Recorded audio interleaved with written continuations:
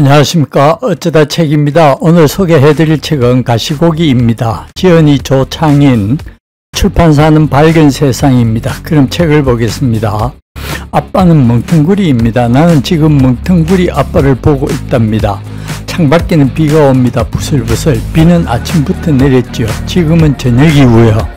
아빠는 소화병동 뒤뜰 나무 의자에 앉아 있습니다. 의자는 푹 젖어 있을 겁니다. 아빠도 의자만큼 푹 젖어 있겠고요. 아빠에게는 우산이 없습니다. 우산이야 구내 매점에서 얼마든지 살 수 있을 텐데 괜히 비를 맞고 있는 아빠 때문에 난 무지무지 속이 상합니다. 약도 오르고요. 왜 비는 그치지 않는 걸까요? 비 내린 날에는 창문조차 열지 못하게 하는 아빠죠. 내가 감기에 걸릴까봐 걱정이 이만저만 아니랍니다. 하지만 아빠 자신은 흠뻑 비에 젖은 채입니다. 이유를 물으면 아빠는 틀림없이 말하겠죠. 아빠는 어른이고 다오미는 꼬마이기 때문이지. 난 얼른 고개를 끄덕일 겁니다.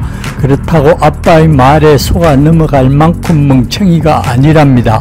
설마 빗방울이 미사일처럼 꼬마만 겨냥해서 떨어질 리가 있겠어요? 나는 알고 있습니다. 세상에서 일어나는 많은 일들을요. 다음 달이면 3학년 여름 방학이 시작되는데 초등학생이 된 후로 학교에 나간 날을 몽땅 합쳐봤자 6달도 안 될 겁니다. 그렇지만 난 6학년 형들의 수학책도 혼자서 풀어버릴 정도로 똑똑하답니다. 어느 때는 내 자신이 아주 자랑스러워요.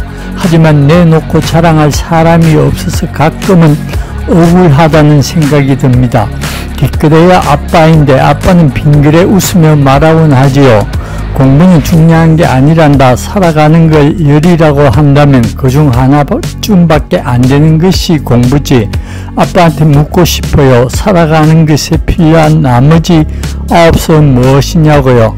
하지만 마음먹은 대로 물을 수는 없답니다. 왠지 아빠 자신도 자세히 모르고 있다는 생각이 들기 때문입니다. 만일 아빠가 살아가는 것에 필요한 나머지 부분도 모조리 알고 있다면 지금처럼 쓸쓸하고 힘없는 모습은 아니겠죠.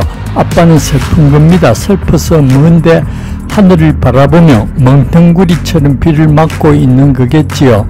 비가 아빠의 슬픔을 씻어줄 수는 없을 텐데 꼼짝도 않고 있습니다. 아빠가 점퍼 주머니를 뒤지고 있습니다. 뭘 찾는지 알만해요. 담배입니다. 언젠가 내가 세상에서 미워하는 것들을 공책에 적어 본 적이 있었어요.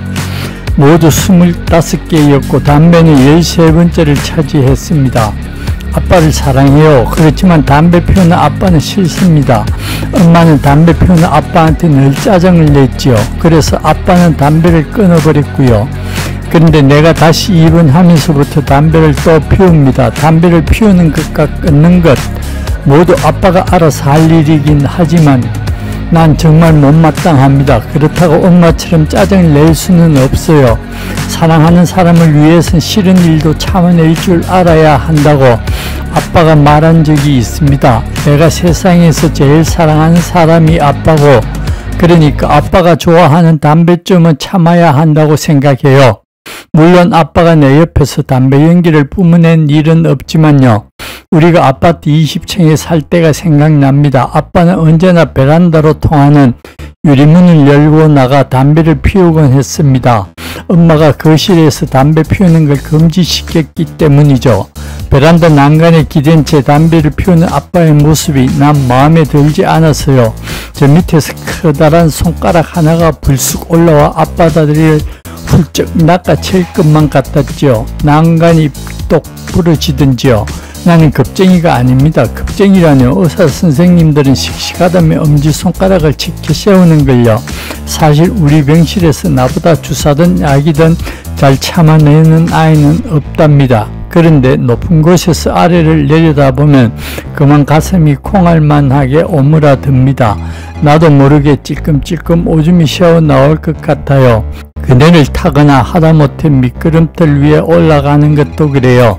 한 번은 에버랜드에 가서 프레시팡팡이라는 놀이기구를 탔는데 까무러치는 줄 알았어요. 그때 결심했어요. 어른이 되어도 비행기는 절대로 타지 않겠다고요.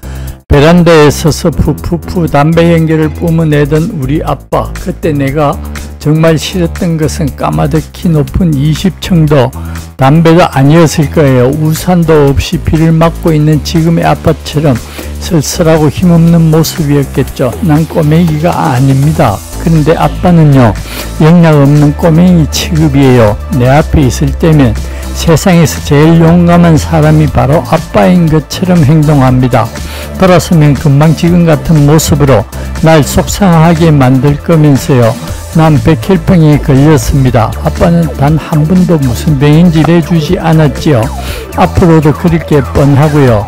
우리 병실에는 온통 백혈병과 사촌이 제심불량성 빈혈 환자들만 있어요. 알고 싶지 않아도 저절로 알게 된답니다. 백혈병이 얼마나 끔찍한 병인지도요. 나는 키가 작은 편입니다. 백혈병에 걸린 2년 동안 다른 애들은 쑥쑥 자랐지만 난 그대로예요. 백혈병이 내 키를 나무 기둥에 쾅쾅 못 박아둔 겁니다. 또 백혈병의 심술 맞은 고양이 톰 같아요. 나는 새앙쥐 제리 꼬리고요. 아무리 도망쳐도 끈질기게 쫓아오는 고양이 톰처럼 백혈병은 나를 못살게 굴지요. 2번가 퇴원, 2번가 퇴원. 2년 전부터 계속 그러고 있습니다. 세어보지는 않았지만 10번도 넘었을 거예요.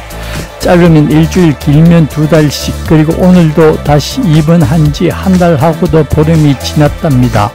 벌써부터 아빠한테 퇴원하자고 말하고 있어요. 아빠는 꿈쩍도 않습니다. 입원을 하든 퇴원을 하든 마찬가지일 텐데도요. 어쨌든 빨리 퇴원을 해야 할 겁니다. 아빠는 이제 빈털터리가 분명해요. 원무과에서 아빠를 부르는 일이 많아지고 있거든요. 병원비가 밀렸기 때문이겠죠. 정말 어쩌려고 저랬는지 모르겠어요. 아빠는 두 손을 점퍼 주머니에 넣고 있습니다. 결국 담배를 찾지 못한 모양입니다. 아까처럼 먼데 하늘만 바라보고 있습니다.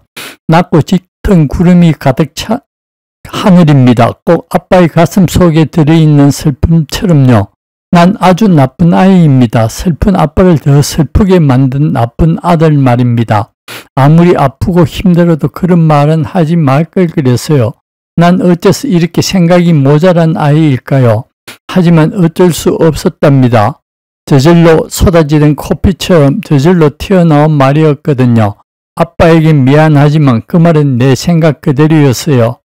백혈병은요, 까딱 잘못하면 나를 죽일 수 있는 병이에요. 네, 오늘은 조창인 작가의 장편 소설 가시고기를 보았습니다. 도움이 되셨다면 구독과 좋아요 부탁드립니다. 감사합니다.